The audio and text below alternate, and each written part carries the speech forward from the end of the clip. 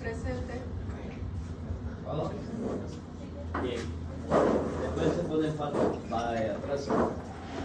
Bien, continuemos ya con la etiología de la enfermedad de Parkinson. Como hemos visto, para ella van a intercurrir diferentes factores de biología a la vez, como es el envejecimiento, las toxinas que se vayan a liberar, la excitotoxicidad que pueden existir, la genética inclusive y los factores tróficos dentro de ellos, con las alteraciones mitocondriales, lo cual lo lleva a un estrés oxidativo.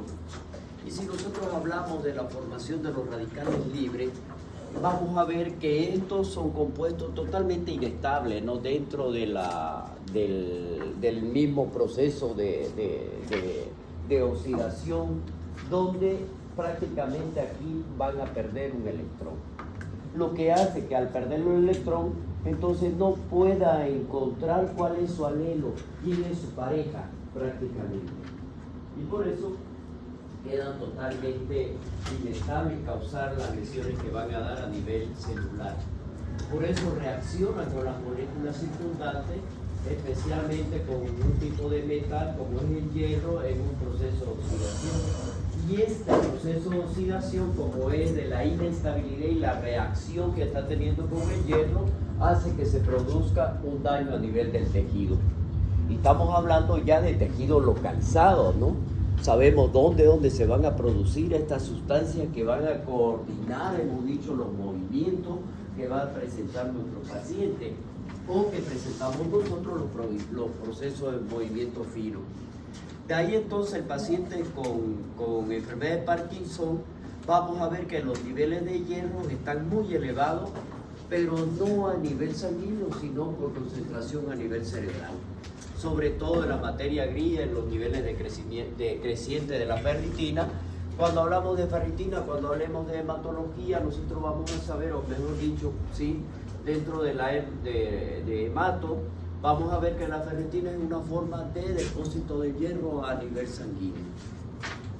Por eso los antioxidantes, que son los que se van a formar, deberían haberse formado con este proceso de oxidación, son los que vienen y protegen a estas células. Como no lo están haciendo, por lo tanto lo dejan libre. Entonces aquí vamos a ver nosotros los diferentes tipos de tóxicos que pueden venir, ya como los diferentes componentes dentro de la utilización a nivel de los cultivos. Vamos a ver que a partir de la heroína sintética también, por ejemplo, interfieren en el funcionamiento de las mitocondrias, los pesticidas, las aguas de pozo que no son debidamente tratadas, y eso va a llevar a que vayan a provocar una alteración, ya sea a nivel de las mitocondrias como a nivel de las células neuronales, en especial que son ellas. Y esto lleva al mismo proceso y a conllevar a la alteración que hemos visto en nuestros pacientes con Parkinson. Y si nosotros seguimos viendo, por ejemplo, lo otro que es los factores genéticos, más o menos un 25% de estos pacientes tienen algún familiar que ha experimentado algún síntoma de Parkinson. El envejecimiento acelerado, por ejemplo, por pérdida de mecanismos protectores que se asocian a esta enfermedad, y por lo tanto se suma el envejecimiento que estamos teniendo normalmente, más la enfermedad tiende a agravar a la enfermedad. Entonces vamos a ver que son causas que nosotros tenemos que tenerlo muy en cuenta en el momento de tratar nuestros pacientes. ¿Cuáles vendrían a ser los síntomas premotores que nos van a ayudar a nosotros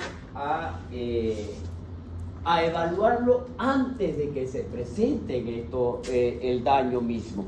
Es decir, antes de que nosotros tengamos la enfermedad como tal. Y dice que aproximadamente tienen que transcurrir aproximadamente 3 a 10 años que nosotros podríamos identificarlo.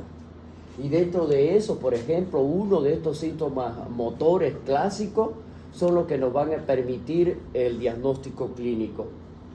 Y ahí es donde existen, ¿no?, la afectación temprana que va a existir a nivel de la estructura del tronco encefálico. Ya lo sugirió Brad, ya al encontrar, ¿qué dijimos nosotros en un estudio anatomopatológico? Los famosos cuerpos de Lewis.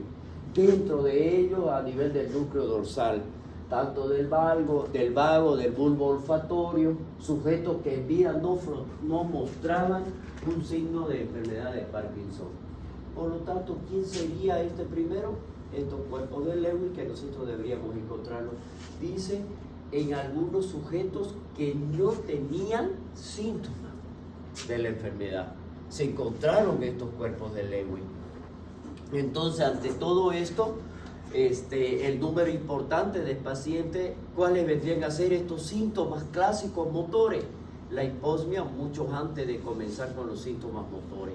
Y vamos a ver aquí nosotros, si tratamos de ver cuáles van a ser. ¿Lo conocen ese artista, no? ¿No? ¿Quién es? Michael J. Fox. ¿Ah? Michael J. Fox. El que sale en Viajando al Futuro. Volver al futuro.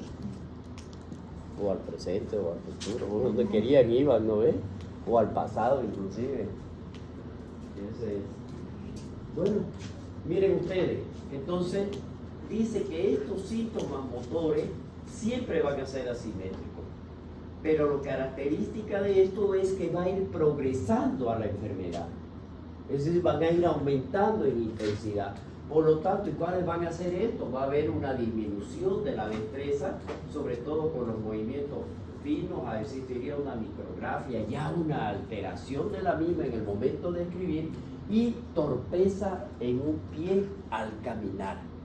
Que era lo que yo le decía, puede ser que el paso estemos dando lo normal, pero ya no es normal. Es decir, un paso tiene que ser igualito al otro. Me refiero a la distancia, a no ser que nosotros lo cambiemos. ¿No es verdad? Pues yo puedo caminar, normalmente esa es la distancia que va a tener entre paso y paso. Pero yo al caminar decido que sea más largo, yo lo estoy decidiendo. Pero en cambio, miren lo que pasa con este paciente. Camina, normal, pero ya tiene dificultad, ya sea al caminar o ya sea al trasladar el pie o el miembro inferior o al tropiezo, que es lo que se refiere. Eso es lo primero que va a tener. Más frecuente que se inicia el temblor de reposo, dice, de una extremidad. Esto, si va a ocurrir en la extremidad superior, se asocia con la disminución del braceo. O sea, esto es lo que normalmente caminamos, ¿no es verdad? Entonces ya no, para él se ha quedado así. Y ya sí. Pero miren ustedes, son síntomas que me están diciendo de que mi paciente ya tiene o puede empezar con esta enfermedad. Y dolor en el hombro. Cualquiera puede tener un dolor en el hombro y decir tiene una bursitis, una inflamación. ¿Ya? La bradicinesia y la rigidez se observan ya en la exploración de forma asimétrica y con predominio axial, arriba. Signos axiales, hay la expresión facial reducida, esa es la fase del parkinsoniano. O también se lo conoce con el nombre de jugador de póker. ¿Saben, no? El jugador de póker o de loba, si quieren ustedes, uno tiene que demostrar que te llegó algo bueno, no me llegó bueno, ya sabe el otro que ya está bueno, no voy, punto, ya. En cambio ellos, aunque tengan la mejor jugada del mundo, la misma expresión, nada, ninguna muesca, absolutamente. Entonces ese es la del jugador de póker. La bradicinesia, entonces aquí vamos a ver que se hace generalizada y el paciente refiere dificultad hasta para levantarse de una silla o al girar en la cama. Manifestaciones motoras, no motoras, neuropsiquiátricas, que es la que vamos a ver. El diagnóstico aquí lo vamos a realizar de una persona que presenta ya al menos 2 o 4 de los signos cardinales. ¿Cuáles son los signos cardinales? Miren ustedes, bradicinesia, temblor en reposo, la hipertonía muscular y la pérdida de reflejos posturales. ¿Qué dijimos que era la bradicinesia? La lentitud de los movimientos voluntarios. Que solía ser el primero. La marcha se lo considera como en cámara lenta, a pequeños pasos, como yo le expliqué al inicio. Se ven afectados todos los movimientos de precisión, como abrocharse los botones o al escribir, por ejemplo. botones de la camisa, ya no puede. Es movimiento fino porque se tiene que tocar y lograr meterlo por el ojal. ¿No es verdad? Es un movimiento fino, no lo puede hacer. ¿Ya? O escribiendo. Hace un paciente tenga que esforzarse el doble para realizar todas las tareas cotidianas. Aparece la congelación durante un breve periodo de tiempo cuando se está caminando. Él se para, pero es para coordinar su próximo paso.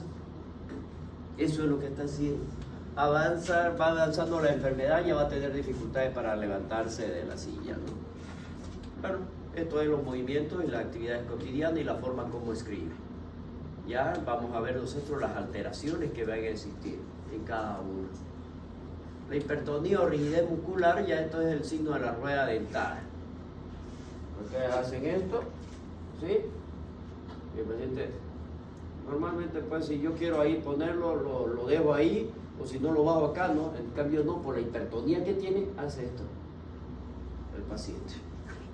La sensación de pesadez y falta de flexibilidad en las extremidades, aumento del tono, mayor resistencia para la realización de los movimientos pasivos en las articulaciones que estén más afectadas, pérdida de los reflejos posturales. ¿Por qué? El reflejo postural en el momento de pararse, porque él tiene miedo de caerse, y las caídas no se acompañan de mareo, a diferencia de lo que ocurre con otro problema cerebral, o oídos cervicales, ¿no es verdad? Cuando existe algún otro problema cervical, si ya sea cervical o ya sea problema de oído o a nivel cerebral, las caídas que tiene nuestro paciente es porque presenta mareo, porque está alterado el sentido del equilibrio. Aquí no, es por la inestabilidad a nivel muscular. Pérdida del equilibrio por propulsión o retropulsión. Esto es lo que ocurre con nuestro paciente y la diferente forma de cómo va a llegar a evolucionar y quedarse en una silla de ruedas. El temblor en reposo, al principio afecta a un solo lado, esto va a desaparecer al principio cuando realiza el movimiento. Es decir, llega, el paciente está temblando, el leve, toma y pasa. Pero de ahí empieza nuevamente a temblar. ¿Ya? Eso es lo que hace. Desaparece, dice, con la relajación completa durante el sueño. Aumenta con la fatiga, la emoción o el cálculo raro en la cabeza, el movimiento de la cabeza, que sería raro, frecuente en el pie. Comienza con las articulaciones metacarpofalángicas. Ya le dije yo que es este tipo de movimiento que hace el paciente. ¿Ya? Primero y segundo dedos, esto como hacer píldora o lidiar un cigarrillo significa envolverlo el cigarrillo. Ya como lo hacían el emponchado nuestros abuelos. Bueno, nuestro abuelo, mi abuelo, no sé, ¿ya? Pero lo hacían así, ¿ya? Y eso es lo que hacía el paciente. Este es el típico, ¿ya? El típico movimiento. Las manifestaciones no motoras y en este caso neuropsiquiátricas, nuestro paciente entra en una depresión, un 40%, hay ansiedad, hay deterioro cognitivo, demencia. Miren ustedes, la demencia es un 32%. Cuando se asocia a un Alzheimer que es frecuente, olvídense, el pronóstico no de muerte, sino el pronóstico en evolución es grave. Trastorno del habla, trastorno del sueño, de la deglución, alteraciones autonómicas, del sudor, del frío, del calor, del olfato. ¿Cómo hacemos el diagnóstico? Ya tenemos tanta clínica, el diagnóstico es clínico. Importante es la historia clínica que nosotros tenemos que hacer. Esta historia clínica debe ser exhaustiva, es decir, minuciosa en las preguntas que nosotros tenemos que realizar para diferenciar de otras causas que hemos visto que son muchísimas. No se ha identificado ningún marcador biológico en esta enfermedad y el hallazgo característico de la enfermedad de Parkinson son los 4 síntomas cardinales: la bradicinesia, el temblor en reposo, la hipertonía muscular y la pérdida de reflejos posturales. Los hallazgos que nos van a apoyar a este diagnóstico son 3 o más, dice, para el diagnóstico de la enfermedad de Parkinson definitiva. Es decir, ya tenemos una sospecha, dice, ¿no? Un diagnóstico presuntivo, es Parkinson. Ahora, ¿cómo decimos que sí es Parkinson? tenemos que apoyarnos. Y lo vamos a apoyar con esto. Dijimos que los síntomas eran unilaterales. Entonces, inicio unilateral, fue progresando el curso, los síntomas de inicio asimétricos, respuestas excelentes en el 100%. ¿A qué? Nosotros le dimos el tratamiento con levodopa. El levodopa se va a transformar en dopamina.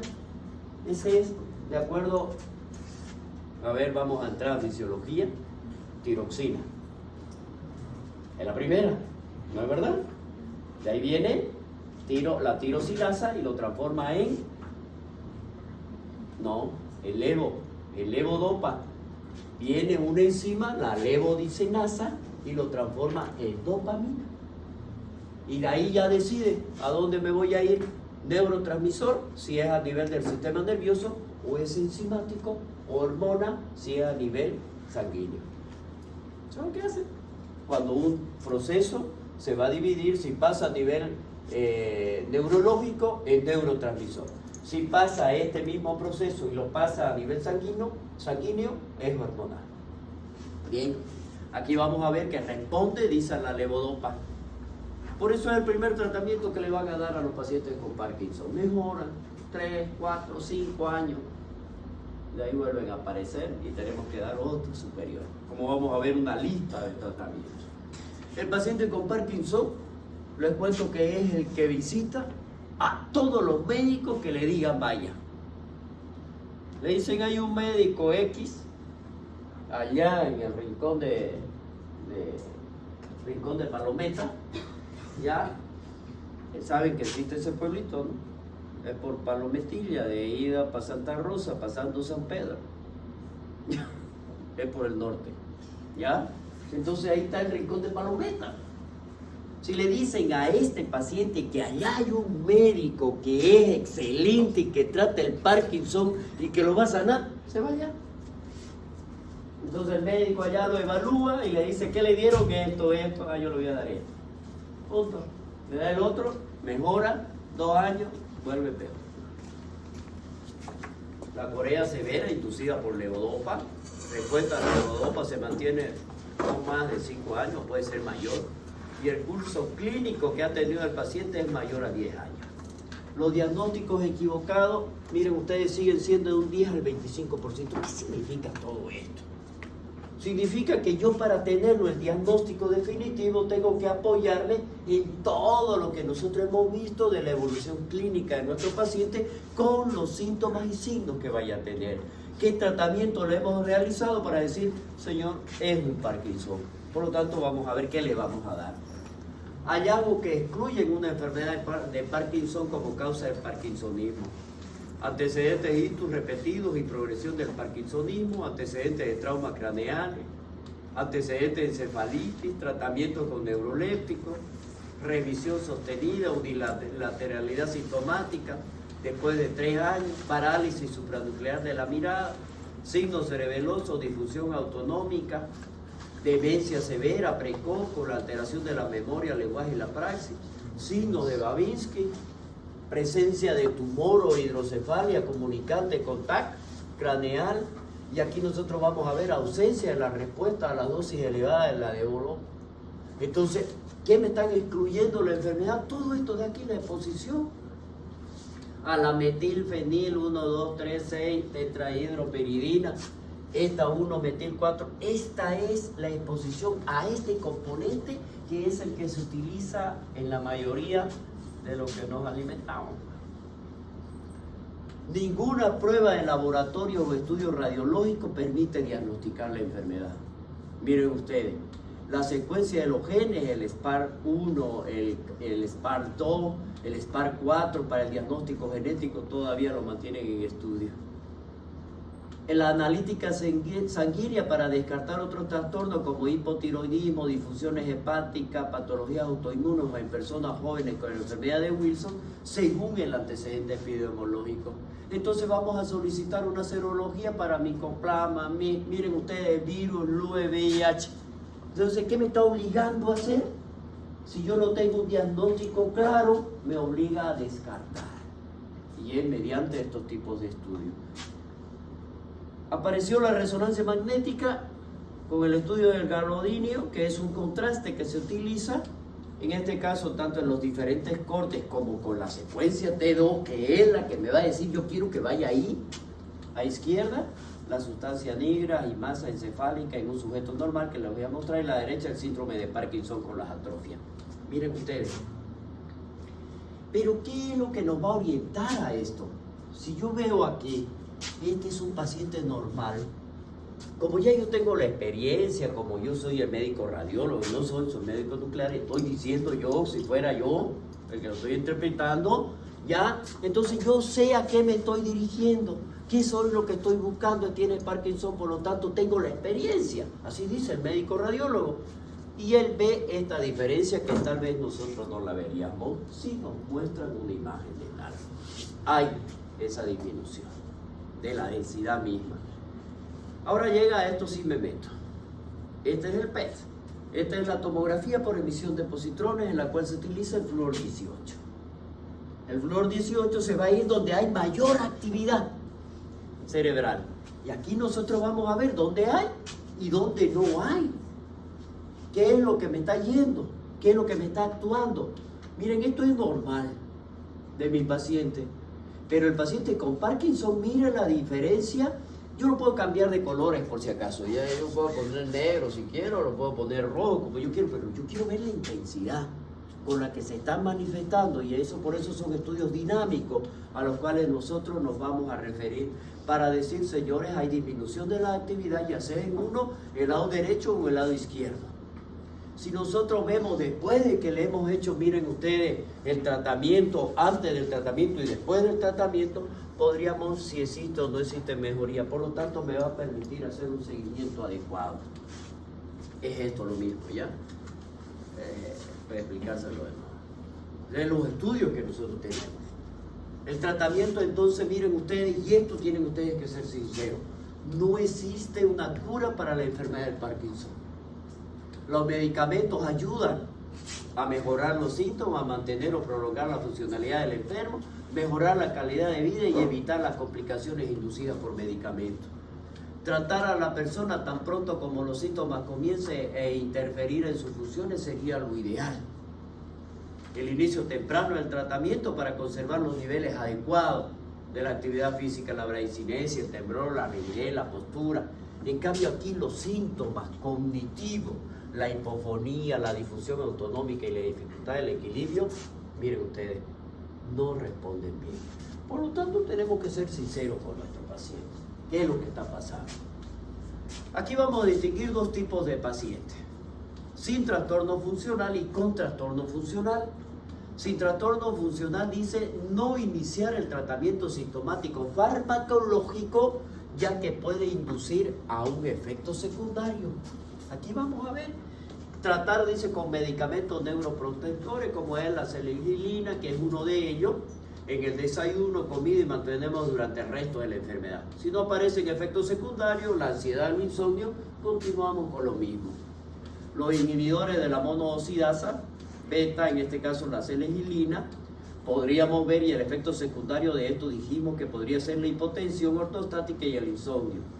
En el 2006, miren ustedes, de esa época ya se introdujo la raceligilina, el seligilina, los efectos secundarios de esto, las náuseas, la hipertensión. Todo medicamento tiene sus efectos secundarios, por eso es el cuidado que debemos tener. Es importante no combinarlo con la meperidina o el tramadol o la metadona. Ahora, si nuestro paciente ya tiene un trastorno funcional, entonces comenzamos siempre con dosis baja y vamos aumentando lentamente. Vamos a evitar los fármacos parkinsinizantes, es decir, ante cualquier efecto secundario que no sea grave, disminuimos nosotros la dosis total para inferior a lo más básico, a lo más bajo, sin suspender la administración del medicamento. Es decir, ¿para qué? Para evitar el daño secundario o la evolución que pueda tener estos efectos dopaminérgicos principalmente. Entonces, ¿qué utilizamos aquí? De eso utilizamos uno que es tan fácil que lo tenemos todos, la domperidona, el domper. Ese es el efecto que va a tener ante cada comida si aparecen náuseas y vómitos.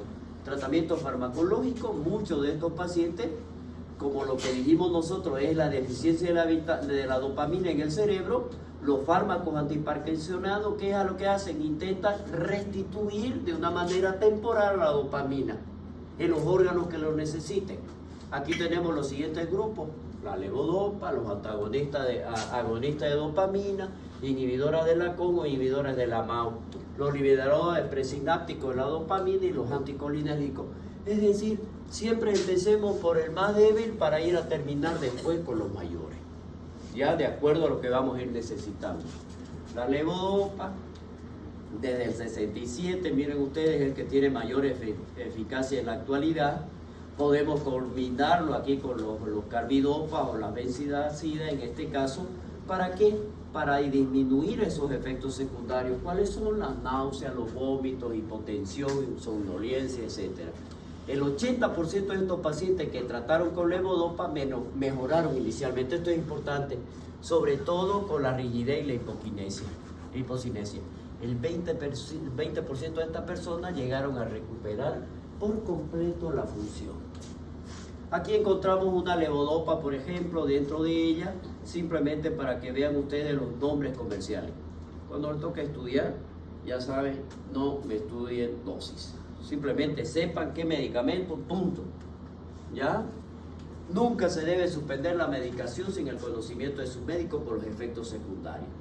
Si vamos viendo nosotros, al pasar el tiempo, la levodopa va perdiendo la eficacia y vamos a ver que a los 5 años de esto iniciado el tratamiento, aparecen nuevamente las alteraciones motoras, disinesia, y vamos a ir disminuyendo la dosis para ir añadiendo un agonista dopaminérgico. Y vamos a ver que estas fluctuaciones van prácticamente a ir a mejorar nuevamente, y entonces tendríamos que dar otro medicamento más potente. Y ahí damos los agonistas dopaminérgicos. Estos sí atraviesan la barrera hematoencefálica, actúan directamente en los receptores postsinápticos de la dopamina, principalmente en los tipos D2 que están en la unión. Aquí está, este es más o menos el receptor y estaría más o menos por delante. Menos efectiva que la levodopa, pero en menor desarrollo de fenómenos en sentido apagado. Y la disinesia, es decir, encendido significa que se activen todos los síntomas y los signos, y apagado que se lo bajen todo y entren en depresión. Eso es lo que dice. Ya con la excepción de la carbegolina, por ejemplo, que puede usarse en monoterapia o lo podemos asociar a la levodopa. La bromocriptina también es un derivado alcaloide que se lo da como un inhibidor en la mujer que ha dejado de dar de lactar y que ya no quiere seguir, pero sigue produciendo leche. Entonces damos la bromocriptina. Este también se ha dado como resultado que ayuda a inhibir el nivel de la adenohipófisis y que puede tratar afecciones como la galactorrea. Bueno, es lo que estaba hablando. Su acción es más prolongada, ¿ya? Y de esto vamos a ver nosotros los efectos secundarios, igual que los otros.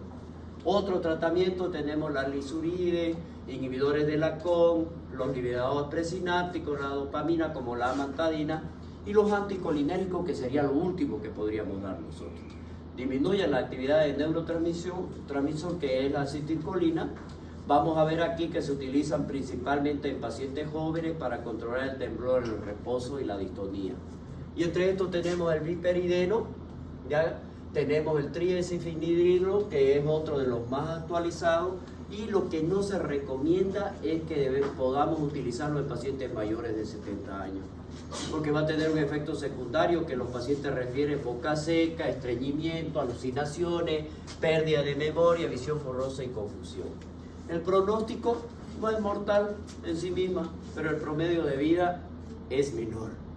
En las etapas tardías puede sufrir complicaciones como infecciones, neumonía, úlceras por presión, alteraciones nutricionales, traumatismo, complicaciones por las caídas, incontinencia urinaria, fecal o impacto fecal, complicaciones que se relacionan con los diferentes tratamientos farmacológicos.